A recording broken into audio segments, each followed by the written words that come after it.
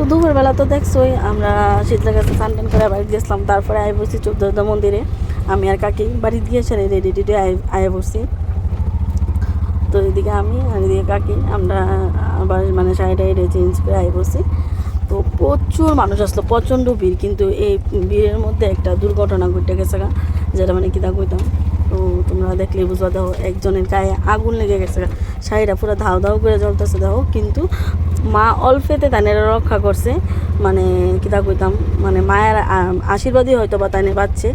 তাইনের মানে বুদ্ধি করে তাড়াতাড়ি করে শাড়িটা খুলে রাখতো, যে কারণে মানে অল্পতে রক্ষা পাইছে আর কি থাকবো। তো সব কিছুই মানে দেখে সেটা নিজের কাছে একটা ভয় লেগে গেছে। তারপরে তাড়াতাড়ি করে পূজা দিয়ে আর বেশি লেট করছি না, আমরা আয়া পড়ছি।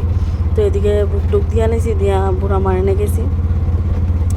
বুড়া মারেনে গিয়ে সেটাও আমরা মানে ওইদিকে বুক টুক দিছি, তারপরে সিঁদুর টিঁদুর দিছি, দিয়া তারপরে তাড়াতাড়ি করে বাইরে গেছি।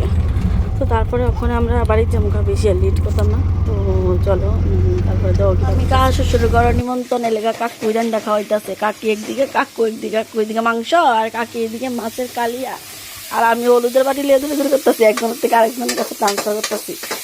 এদিকে রান্দা, এদিকেও রান্দা, এদিকে গ্যাস, এদিকে চুলাত, দুজনের রান্দার কি জুত দিছে দেখো। আর আমি শুধু খামো না, আমি একটু কাটটা দিছি, এদিকে কাটটা দিছি, আমি একটু কাজ করছি। সবাই আবার এত ভাববো না আমি আলসা। এদিকে মাছের মাথা দেখে দেওয়ার গো ঘন্টা আমার গো এতলা রান্না খাইতাম না একদিনে, কালকে আবার বেচছু রে। তো চলো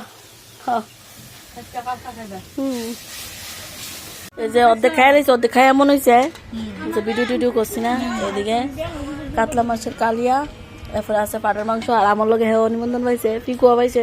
ফিকুয়া আইছে না আইব। আর আরেকজন মোবাইল দেখতে দেখতে খাইতেছে।